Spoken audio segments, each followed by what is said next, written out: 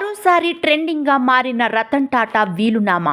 అయితే అసలు వీలునామాలో ఏముంది? పెళ్లి కాకుండానే జీవితమంతా బ్రహ్మచారిగా గడిపిన రతన్ టాటా 10,000 కోట్ల ఆస్తులకు వారసులు ఎవరు? వీలునామాలో ఎవరెవరి పేర్లు ఉన్నాయి? ఎక్కువ ఆస్తి ఎవరికి చెందబోతోంది? పెంపుడు జంతువులకే రతన్ టాటా ఎక్కువ ఆస్తి రాశాడన్న వార్తల్లో నిజమెంత? తెలుసుకునే ముందు వీడియోని లైక్ చేసి మా ఛానల్ని సబ్స్క్రైబ్ చేసుకోండి. దివంగత పారిశ్రామికవేత్త రతన్ టాటా రాసిన వీలునామా ఇప్పుడు ప్రతి ఒక్కరిని ఆశ్చర్యానికి గురిచేస్తోంది.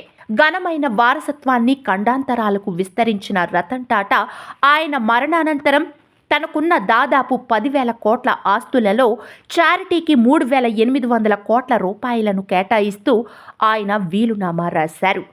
ఇంకా టాటా సన్స్ షేర్లను తన పేరుతో ఉన్న ఎండోమెంట్ ఫౌండేషన్ ట్రస్టులకు రతన్ టాటా ఆ నిధులను వెచ్చించాలని వీలునామాలో పేర్కొన్నారు.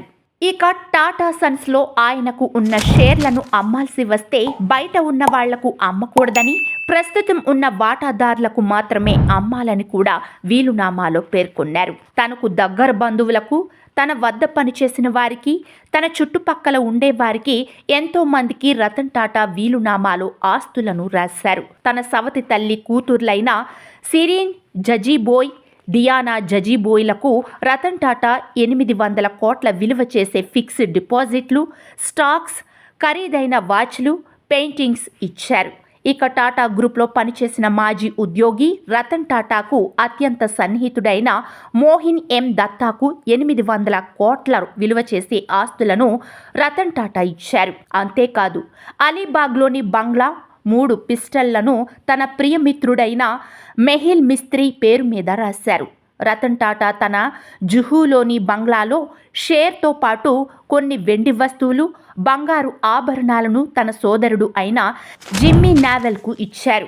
జీవిత చర్మాంకంలో ఆయనతో అత్యంత సన్నిహితంగా మెలిగిన వ్యక్తి శాంతను నాయుడుకు ఇచ్చిన రుణాన్ని మాఫీ చేశారు. రతన్ టాటాకు కేర్ టేకర్ గాను, జనరల్ మేనేజర్ గాను శాంతను నాయుడు వ్యవహరించారు. తనకు ఎంతగానో సేవలందించిన యువ మిత్రుడికి ప్రేమతో తన వంతుగా సాయం చేశారు.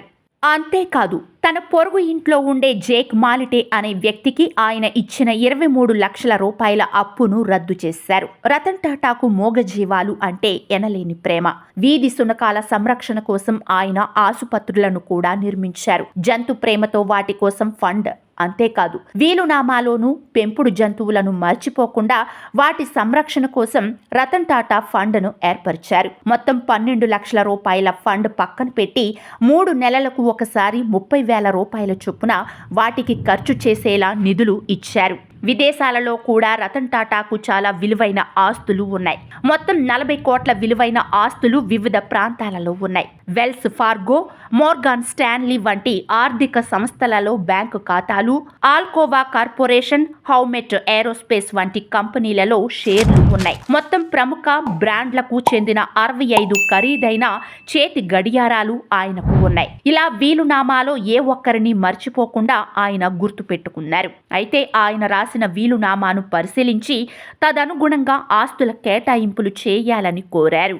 ఇప్పటికే బాంబే హైకోర్టులో పిటిషన్ దాఖలు కాగా ఈ ఆస్తుల కేటాయింపు ప్రక్రియ పూర్తయ్యేసరికి మరో 6 నెలల సమయం పట్టే అవకాశం ఉంది.